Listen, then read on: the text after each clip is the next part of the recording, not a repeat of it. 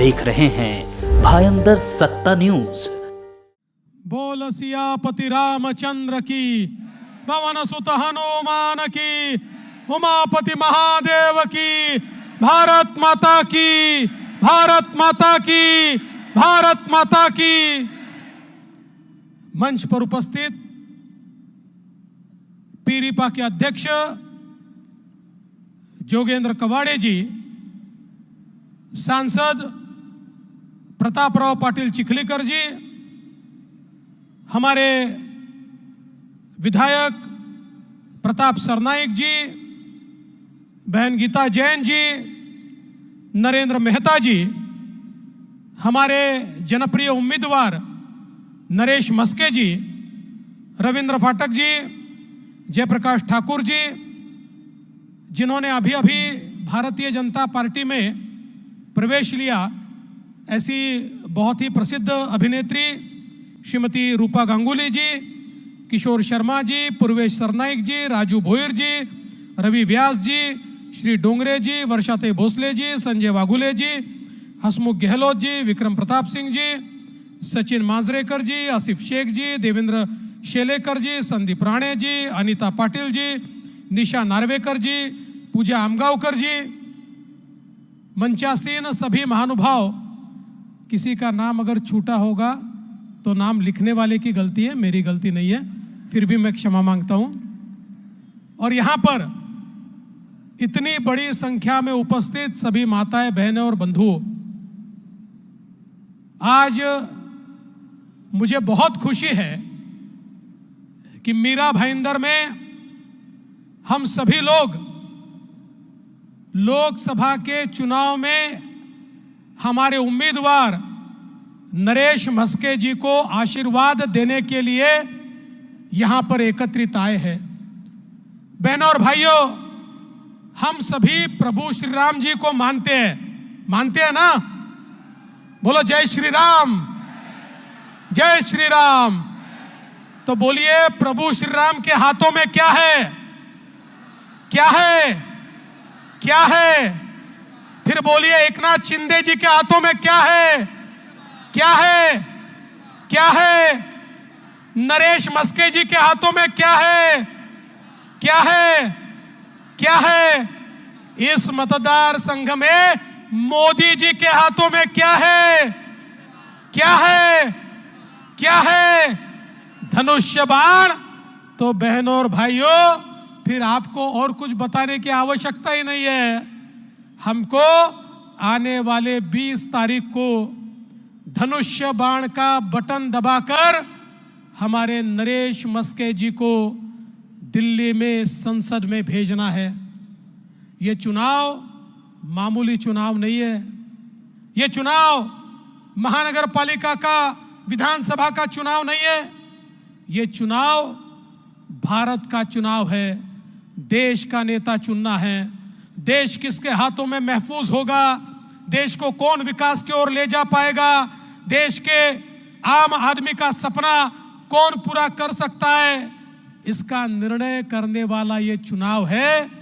इसलिए मैं आपसे ये निवेदन करने के लिए आया हूं कि इस चुनाव को बहुत गंभीरता से हमें देखना होगा। आज अवस्था क्या है? महाभारत का युद्ध सच चुका है।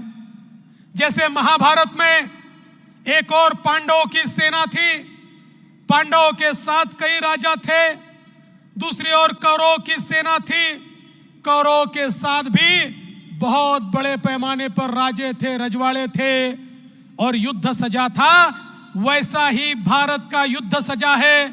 एक और विश्व गौरव, विकास पुरुष नरेंद्र मोदी जी पांडवों की सेना लेकर खड़े हैं और इस सेना में मोदी जी के साथ हमारे शिवसेना के एकनाथ शिंदे जी हैं, हमारे एनसीपी के अजीत पवार जी हैं, हमारी मनसे है, हमारी रिपाई है, हमारी पीरीपा है, हमारी जनसुराज्य है, हमारी रैयत क्रांति है।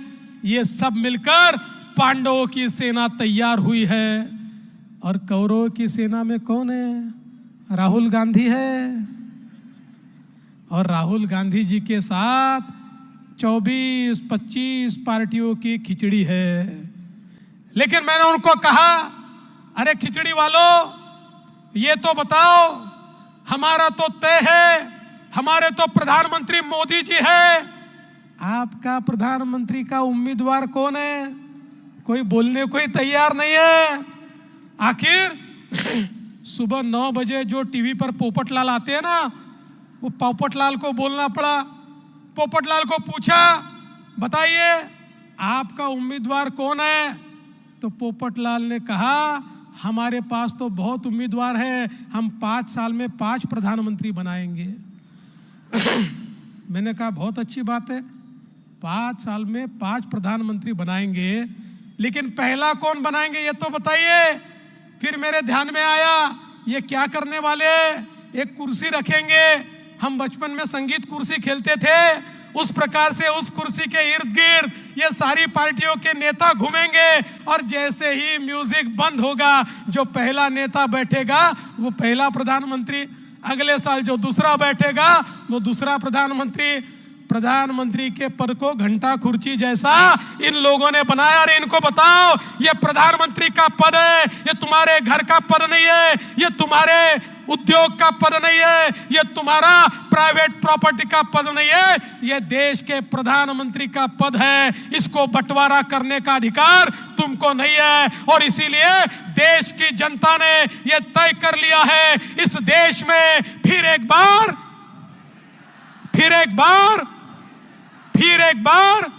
और अब की बार 400 पार।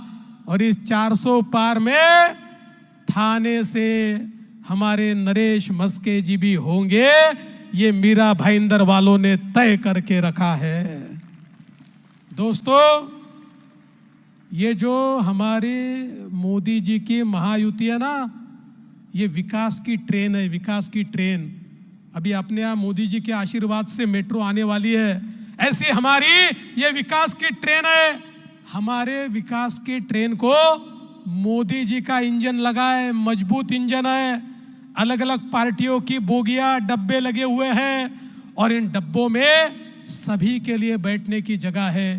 दीन, दलित, गरीब, आदिवासी, मजदूर, किसान, खेत मजदूर, सभी लोग, अल्पसंख्यक, ओबीसी, भटके, विमुक्त, सभी लोगों को बैठने की जगह हमारी इस ट्रेन में है। और इस ट्रेन में मोदी जी के इंजन के साथ हम लोग सबका साथ सबका विकास कहते हुए सबको विकास की ओर ले जाते हैं। लेकिन दूसरी ओर क्या है?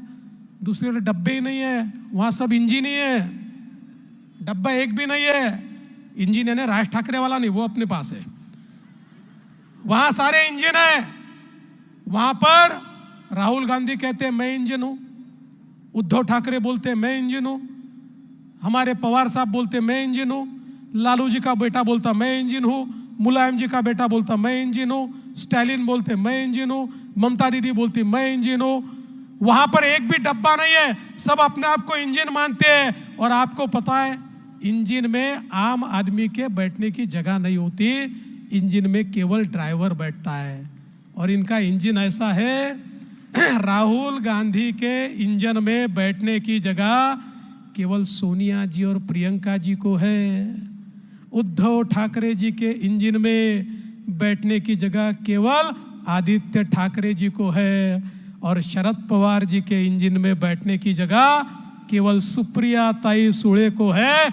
आपके लिए कोई जगह नहीं है। लेकिन जिस दिन आप नरेश मस्के जी के धनुष्य बाण की बटन दबाएंगे, थाने की बोगी सीधे मोदी जी के इंजन को जाकर लगेगी, और फिर हमें यहां पर विकास से कोई रोक नहीं पाएगा। इसलिए ये बहुत महत्वपूर्ण इस प्रकार का चुनाव है। दोस्तों, हमने देखा पिछले 10 सालों में मोदी जी ने जो परिवर्तन करके दिखाया, दुनिया आश्चर्य करती है। दुनिया के अर्थशास्त्री एक दूसरे से बात करते हैं, ये मोदी मैजिक क्या है, ये मोदी मॉडल क्या है। वो समझ नहीं पा रहे किस प्रकार से मोदी जी ने परिवर्तन किया है। 10 सालों में 25 करोड़ लोग गरीबी रेखा से बाहर लाने का काम मोदी जी ने करके दिखाया। 10 सालों में 20 करोड़ लोगों को झोपड़ी से पक्के घर में मोदी जी ने लाया। 10 सालों में 50 करोड़ लोगों के घर गैस मोदी जी ने पहुंचाया। 10 सालों में 55 करोड़ लोगों के घर शौचालय मोदी जी ने दिया। 10 सालों में 60 करोड़ लोगों के घर पीने का पानी मोदी जी ने दिया। 10 सालों में 80 करोड़ लोगों को 2 टाइम का राशन ये मोदी जी मुफ्त में देते हैं और अगले 5 साल भी देंगे। और 10 सालों में मोदी जी ने 64 करोड़ लोगों को, हमारे युवाओं को मुद्रा का लोन, 10 लाख तक का लोन बिना किसी गारंटी के और बिना किसी मॉर्गेज के दिलवाया। आज ये सारे लोग अपने पैरों पर खड़े हैं और मुझे बताते हुए खुशी होती है, इनमें 50% से ज्यादा हमारी महिलाएं और युवतियां हैं जो आज अपने पांव पर खड़ी हुई है। मोदी जी ने 10 सालों में 85 लाख बचत गटों को 8 लाख करोड़ रुपए दिए। 10 करोड़ महिलाओं को अपने पांव पर खड़ा किया। उसमें से 3 करोड़ महिलाएं अब लखपति बन रही है और धीरे धीरे 10 करोड़ महिलाएं लखपति बनेगी। ये मोदी जी का ख्वाब है। और बंधुओं, अब इस मंच के ऊपर महिलाएं कम दिख रही है, लेकिन अब हमारा राज समाप्त होने वाला है। मोदी जी ने तय किया है 2026 के बाद विधानसभा में 33% विधायक महिलाएं होगी और संसद में 33% हमारे सांसद ये भी महिलाएं होगी। महिलाओं का राज आने वाला है, क्योंकि मोदी जी कहते हैं जब एक पुरुष को अपने पैरों पर हम खड़ा करते हैं तो केवल पुरुष पैरों पर खड़ा होता है, लेकिन महिलाओं को करते हैं तो पूरा परिवार पैरों पर खड़ा होता है। और इसलिए देश को अगर विकसित करना है तो महिलाओं को देश की मुख्य धारा में लाना होगा। हम देख सकते हैं मोदी जी ने आज हमारे शेड्यूल कास्ट समाज के जो युवा है उनके लिए स्टैंड अप जैसी योजना लाई, उनको उद्योजक बनाया। हमारे आदिवासी समाज के लिए 24,000 करोड़ रुपए की योजना लाई। हमारे जो पारंपरिक व्यवसायिक है उनके लिए 14,000 करोड़ की विश्वकर्मा योजना लाई और उनको अपना व्यवसाय बढ़ाने के लिए प्रशिक्षण मिले, पैसा मिले, वित्तीय सहायता मिले। इस प्रकार का काम मोदी जी ने किया। समाज का ऐसा कोई वर्ग नहीं है जिसके उत्थान के लिए मोदी जी ने काम नहीं किया। आज हम देख सकते हैं पिछले 10 सालों में बदला हुआ मीरा भाईंदर हमने भी देखा है। अरे वो मोदी जी थे जिन्होंने आशीर्वाद दिया तो यहां पर हम लोग काम कर पाए। 2014 से 19 मैं मुख्यमंत्री था, हमारे नरेंद्र मेहता जी विधायक थे और आप सबने देखा, यहां पर हमारे प्रताप सरनाइक जी भी विधायक थे। आप सबने देखा जिस प्रकार का परिवर्तन यहां पर हुआ। और आज भी वापिस हमारे एकनाथ शिंदे जी यहां पर मुख्यमंत्री बने, हमारी गीता ताई यहां की विधायिका बनी। फिर एक बार हम देख सकते हैं मीरा भाईंदर में हम लोगों को बड़ा विकास दिखाई पड़ता है।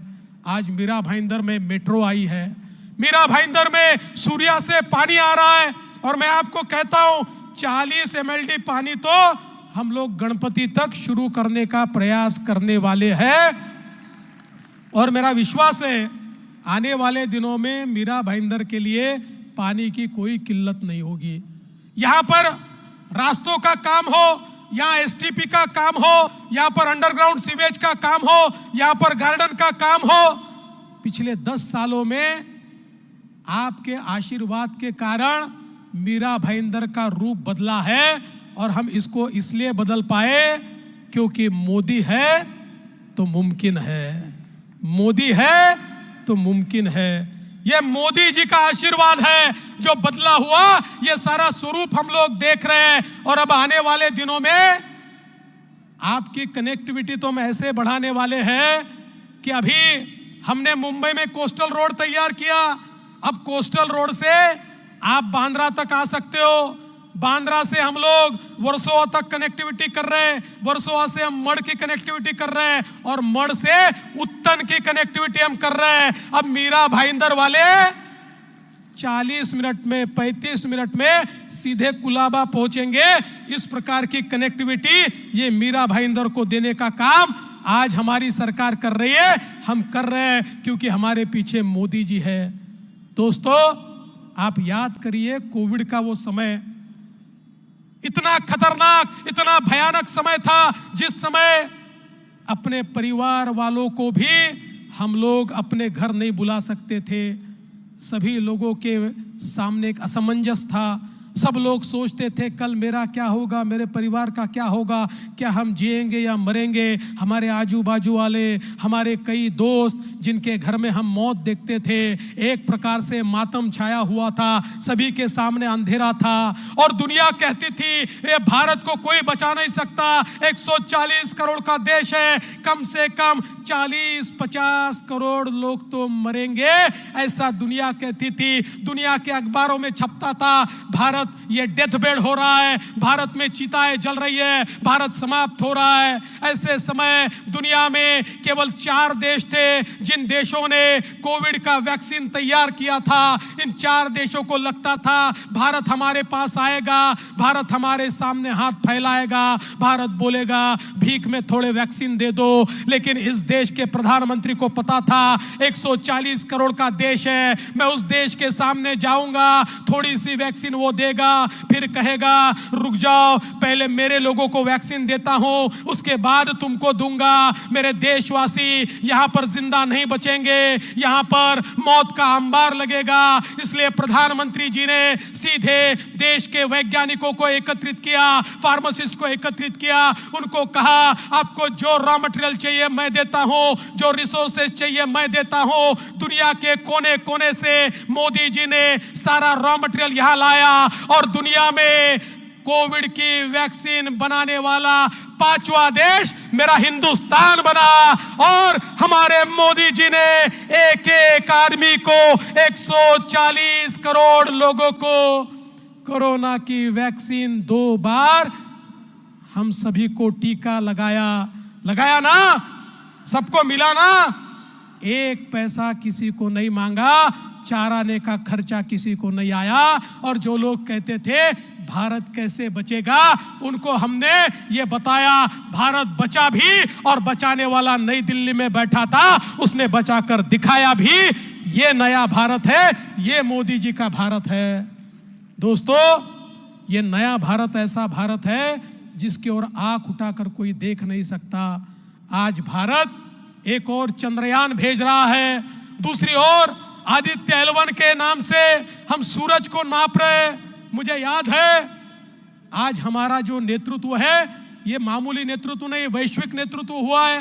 ये कोरोना के बाद मैं मॉरिशस नाम के देश में गया था और मॉरिशस में वहाँ के जो मराठी लोग हैं उन्होंने छत्रपति शिवाजी महाराज का एक पुतला था, उसका उद्घाटन मेरे हाथ से किया। फिर मैं मॉरिशस के राष्ट्रपति को मिलने गया, अफ्रीकन ओरिजिन के राष्ट्रपति थे। उन्होंने मुझे कहा मिस्टर फडणवीस आप मेरा धन्यवाद मोदी जी को दीजिए। मैंने कहा किस बात का धन्यवाद है राष्ट्रपति जी? कहने लगे कोविड के काल में मोदी जी ने मॉरिशस को कोविड का टीका दिया। आज मेरा मॉरिशस जीवित है, वो नरेंद्र मोदी के कारण जीवित है।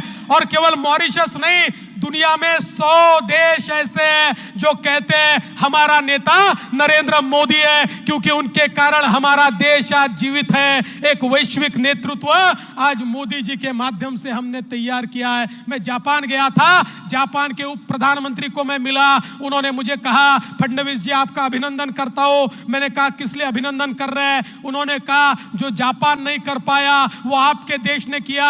हमने भी प्रयास किया था चंद्रमा पर, उसके साउथ पोल पर, वहां पर हम लोग अपना चंद्रयान उतारे, हम नहीं उतार पाए, भारत ने उतार कर दिखा दिया। ये नया भारत है। आज इस नए भारत का सानी पूरी दुनिया है। दोस्तों, मैं आपको याद दिलाना चाहता हूं, यह गली का चुनाव नहीं, दिल्ली का चुनाव है, देश की सुरक्षा का चुनाव है।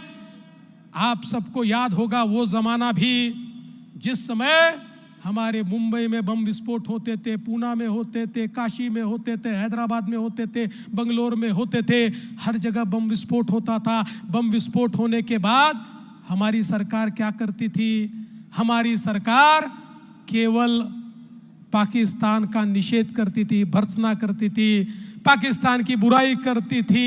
इससे ज्यादा हमारी सरकार कुछ नहीं कर पाती थी। 26/11 के बाद भी हम सबको लगता था भारत पर इतना भयानक हमला हुआ है, हमारी सरकार ने पाकिस्तान को सबक सिखाना चाहिए, लेकिन हमारे प्रधानमंत्री इतने लाचार थे, अमेरिका चले गए, बोले देखिए सबूत दे रहे हैं ये पाकिस्तान ने हमला किया है, आप जरा पाकिस्तान को जाकर समझाइए। अरे मानो कोई छोटा बच्चा स्कूल में कोई मार दे तो रोता हुआ अपने बाप के पास जाए और बोले पापा उसने मार दिया, आप जाके उसको मारो। ऐसे 140 करोड़ के देश के प्रधानमंत्री की अवस्था थी। 2014 में मोदी जी आए, पाकिस्तान को, आतंकवादियों को पता ही नहीं था ये बदला हुआ भारत है। इस भारत में आतंकवादियों ने पुलवामा और उरी में हमारे जवानों को शहीद किया, यह बदला हुआ हिंदुस्तान था। मोदी जी ने सीधे पाकिस्तान में घुसकर आतंकवादियों को समाप्त कर दिया।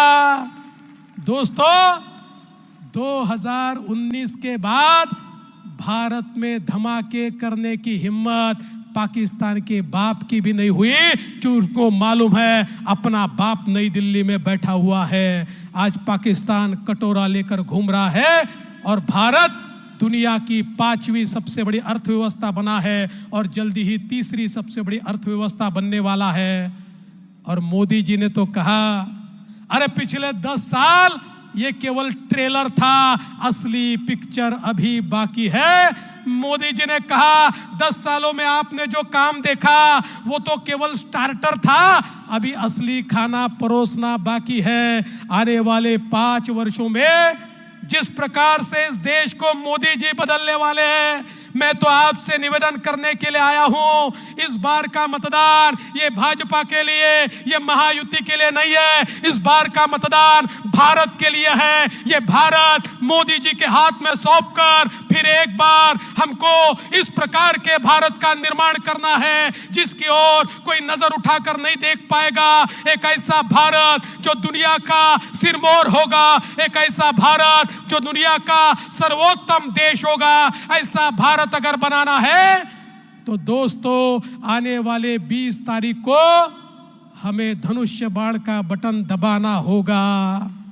धनुष्य बाण का बटन दबाने के बाद वोट तो नरेश मस्के को मिलेगा, लेकिन आपका आशीर्वाद नरेंद्र मोदी जी को मिलेगा। मोदी जी को आशीर्वाद दीजिए, इतना ही निवेदन करता हूं और अपने शब्दों को विराम देता हूं। जय हिंद, जय महाराष्ट्र। आप देख रहे हैं भायंदर सत्ता न्यूज।